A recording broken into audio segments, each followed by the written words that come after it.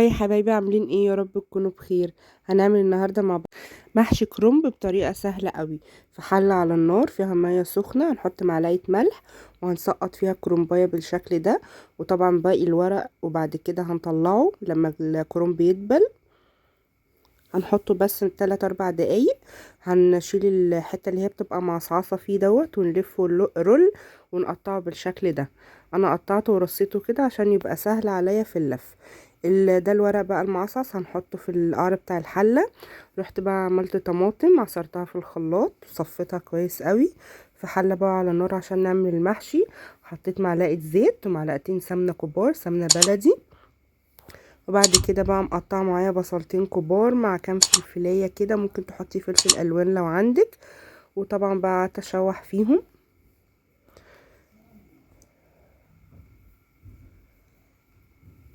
هتشوحي بقى كده شويه في البصل. بشرت جزرايه كده عشان احطها في الشوربه بتاعه اللحمه. حطيت شويه في شوربه اللحمه وحطيت شويه على البصل يتشوحوا معايا كده، برضو بيديله طعم حلو وبيخلي طعم المحشي مسكر، واحنا محطناش كتير يعني. هنشوح بقى كده في البصله.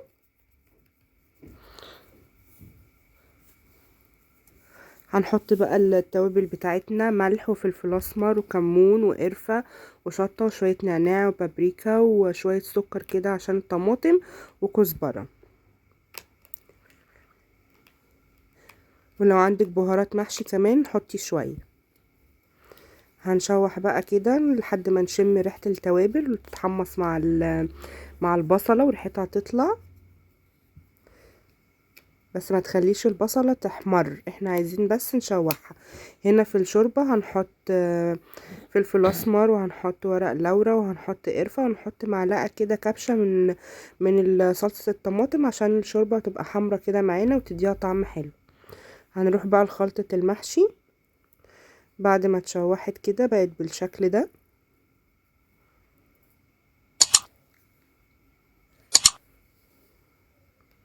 اهي. ريحة التوابل بقى طلعت كده معايا، حطيت عليها صلصة الطماطم وقلبتها كويس.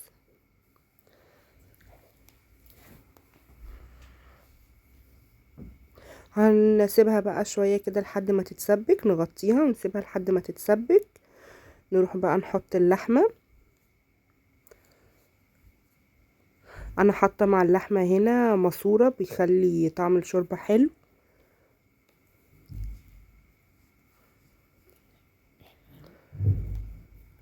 بس بعد ما الطماطم بقى هنا اتسبكت نزلت بالخضرة وقلبتها شوية. وهنزل بقى بالرز، نص كيلو رز او على حسب ما انتي بقى عايزة تعملي قد ايه. هنروح بقى نلف المحشي، هنسيبها طبعا تهدى شوية. وبعد كده هنروح نلف المحشي. انا مقطعه بقى الورق بالشكل دوت على حسب الحجم اللي انا عايزاه.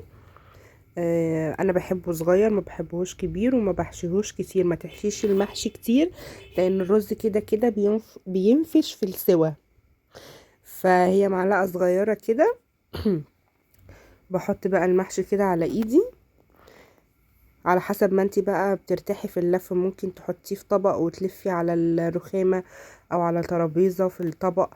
تحطيه على ايدك عادي. انا بحب احطه على ايدي كده عشان ابقى متحكمة فيه اكتر. بحط معلقة صغيرة وبلفه لبره كده. في ناس بتحب تلفه لجوه، على حسب بقى ما انتي بتلفيه ازاي. الورقة بتبقى صغيرة كده. بحط معلقة صغيرة من الرز وبلفه بالشكل ده.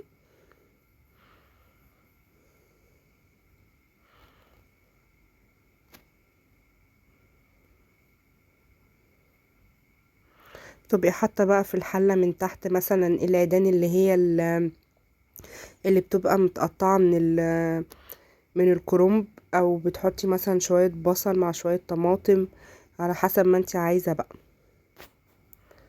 لفيت بقى كل المحشي بالشكل ده كده.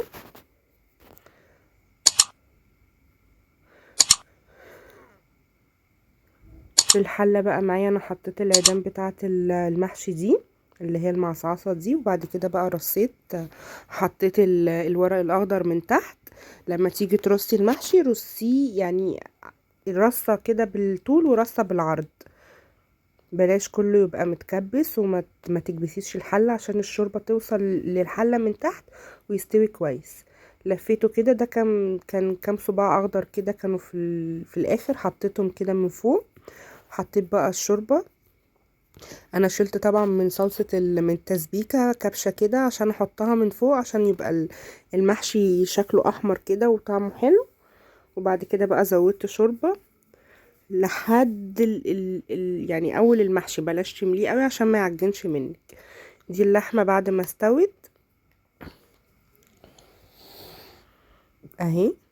المحشي بقى هنوطي عليه ونسيبه كده يستوي بالراحه على نار هاديه. وهنا بقى بعد ما خلص، حلو طعمه جميل، والصباع مش تخين ومش طويل، يعني شكله حلو وطعمه حلو وحجمه حلو. قولوا لي ايه رأيكم؟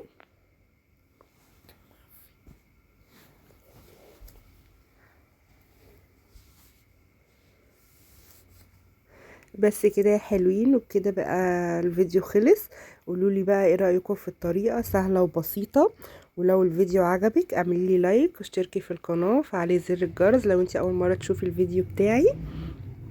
وما تنسيش تروحي تعملي لي فولو على الانستجرام والفيسبوك، هسيب لكم اللينك تحت في اول تعليق مثبت. واشوفكم بقى ان شاء الله في فيديو جديد. باي باي.